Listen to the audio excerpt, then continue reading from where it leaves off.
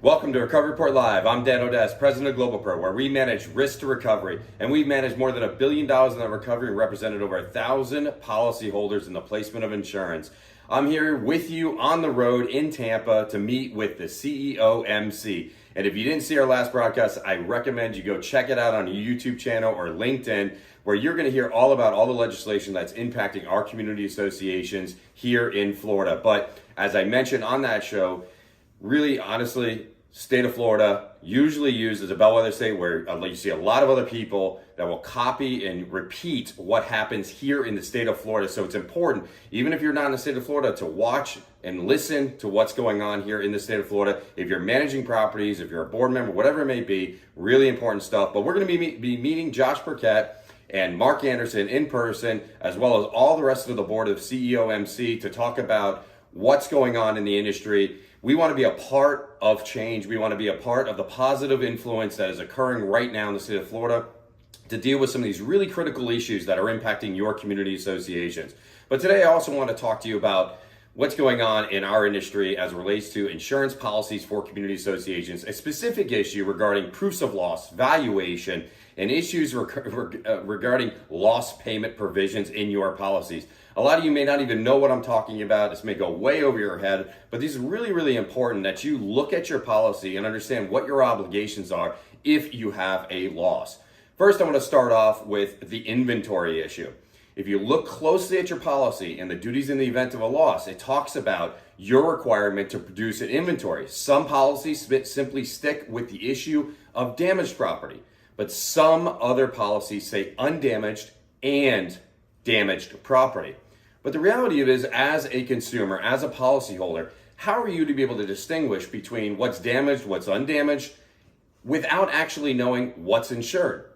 And under a policy, property will be defined as what they're actually insuring. And if the insurance company can't give you an inventory of what they're insuring, then how are you to actually provide them an inventory of undamaged and damaged property as defined by the policy?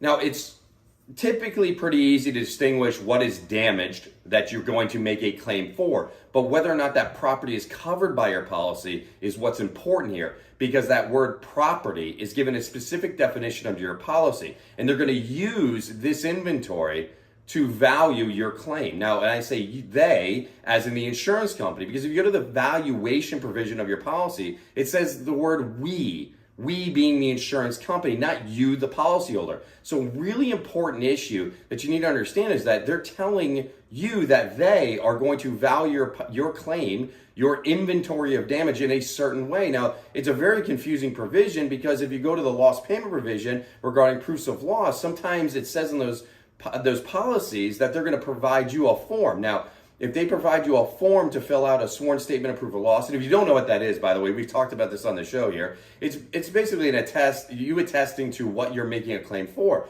Unfortunately, these forms are loaded with all kinds of other definitions and languages and provisions that may not actually be contained within your policy. For instance, we had a situation just recently where they were asking for total insurance, but when I went and looked at the policy, nowhere in the policy did it actually say what the total value of insurance. And in fact, one of the representatives of the insurance company had written us and had stated that the total insurance was one thing, but when we went and added all the available limits that are available to the policyholder, we came up with a totally different number. And so we went back to the insurance company and asked them, well, what do you mean by that when we are adding all these numbers and showing them how we're doing it? Now, they're reluctant to respond to us, but they're requiring compliance in the submission of a sworn statement of proof of loss, a document where you, the policyholder, are signing something, swearing to all of the information that's contained there within the form. They also were demanding supporting documentation and inventory of damage. And this one particular policy said undamaged and damaged. And so we went back to the insurance company and asked them, provide us an inventory of covered property so that we can then go through and tell you, as required by the policy, as required by the policyholder, what's damaged and undamaged. Without that inventory, how are we to know what actually you are insuring? Now, we assume that there was an appraisal used, and unfortunately, a lot of these appraisals don't actually include an inventory. So again, there's a little bit of a conundrum and a bit of an issue here where reality doesn't really fit within the context of the four corners of this insurance policy, but the onus is on you, the policyholder, not we, the insurance company, to provide this information, and they're demanding this compliance of policyholders. Worse than that, there's recent case law and arguments in courts and an ongoing debate regarding actual cash value. You may have heard and seen right here on the show Recovery Report Live us talk about the different legislation that's being proposed regarding roofs and a scheduled depreciation and what they're going to pay and et cetera, et cetera. Well, it's utterly confusing and complicated. And the reality is that under that valuation standard or the provision, most often it's the onus is on the insurance company to determine what actual cash value of the inventory of damages should be paid. But the insurance companies are taking a position that if you don't provide an estimate inclusive of some sort of depreciated amount or actual cash value, which is a deduction of an amount from the replacement cost value. Now remember, you pay insurance based on a replacement cost value appraisal of your property, which most often does not include an inventory of covered property that is used as a basis for your premium. Your premium is calculated based on a percentage of the replacement cost appraisal value for your property, the covered property under your policy. Are you confused yet? I hope you are, because I hope you understand how complicated all of this is. And the absolute, now I'm going to use the word again, the conundrum that we as policyholders, not we as insurance companies, we as policyholders are dealing with right now. Meanwhile, they're out campaigning for higher rates and further anti-consumer legislation that will make it even harder to recover and more difficult. They want to take massive amounts of deductions if you have damage to your roof, if it's 10 plus years old, or et cetera. You know, there's just so many issues that they're trying to battle to try to charge you more for so much less coverage. And meanwhile, on their own fruition, they can't even keep up with the changes in their own policy forms. And honestly, when I look at this inventory language in the policy, I think that's really where the issue starts. This idea of an inventory for damaged property or undamaged property is, I think, an essential issue that's really being overlooked by the legislators, by consumer protection agencies, by many of the folks out there. And unfortunately, there is an ongoing debate in some cases regarding whether or not the insured complied by providing or not providing an inventory that the insurance company either wants or accepts, or where a policyholder didn't provide it at all, but did provide an estimate or damages, but it wasn't in the form or detailed enough or whatever it may be, even though the policy usually is pretty specific as to what information needs to be included in an estimate of your damages, whether or not that is an actual inventory that they're willing to accept. I struggle with this idea that it only needs to be a contractor's estimate or an estimate from a public adjuster if the language specifically says inventory of damaged property, and property is given meaning in this policy or the context of the policy. So just be careful, because your contractor is definitely not going to know how to navigate this. So if you think that your contractor and your property manager are suited to deal with these complex issues, think again. This is not going to work. And I can tell you right now, this is becoming a trend. This is absolutely a trend. A lot of policy forms are saying that the insurance company is going to provide you the proof of loss form. Some policies out there that we have seen have actually taken a position that they're neither required to provide it to you, and they're neither required to even ask you for it, but that you have 60 or 90 days to actually submit it to them. Now, in the state of Florida, they have 90 days to make a coverage determination. That may not be the same in other jurisdictions, but if you don't even know where to get a form from, and they have no obligation to provide it to you nor ask for it, and you don't even actually have a full copy of your insurance policy, and an insurance agent or broker has told you that hiring a representative like a public adjuster represents you, it's not in your best interest, then think again.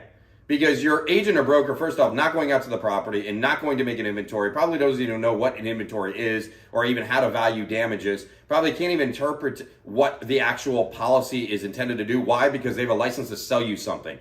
They do not have a license to adjust anything. So understand that important distinction, something we've talked about time and time again. But here we have insurance agents lobbying for protections of their industry in the state of Florida, and actually getting behind the insurance companies with regards to this anti-consumer stuff based on the premise that there's this rise in litigation and these issues with the coverages. Well, how about this? How about these issues that I'm talking about right now that are real, that are actually happening right now, that are prejudicing the rights of policyholders? How about those things? How are we going to deal with those things right now? How are we dealing with ongoing claims that are being prejudiced because the insurance companies can't actually provide forms that are consistent with policy language, that actually can't explain to you how you're even supposed to fill out these proofs of loss form, which is a requirement under loss payment provisions to get paid? Or where they provide you a proof of loss, filled out in fact, that doesn't comply with the policy language in it. And then when you go to dispute the claim because your contractor's costs run up and they have change orders and then they don't want to pay those additional change orders, they start to fight those things. And then they try to use defenses in and around proofs of loss and obligations to produce these things and inventories. How are you going to deal with those things? How is your property manager equipped to deal with these things? Think about those things. Think about what's going on right now in Tallahassee and various other jurisdictions thereafter that are going to try to change how you get paid for your claim and how that's going to impact you. But think right now, if you have a claim, you're dealing with a claim right now, have you looked at your duties in the event of loss or damage? Have you looked at the valuation provision in the policy, the loss payment provision as well? Have you looked at how your contractor should submit their invoicing or bills in order to get reimbursed for those expenses, which are typically out of pocket or will be incurred and therefore are owed? If they could have or should have made payment, they owe you that money. Well, that's all we got for you this week on the Recovery Report Live. Really important issues. I know a lot of that may be over your head. I talked fast, I know, I sometimes do. I get excited about these things.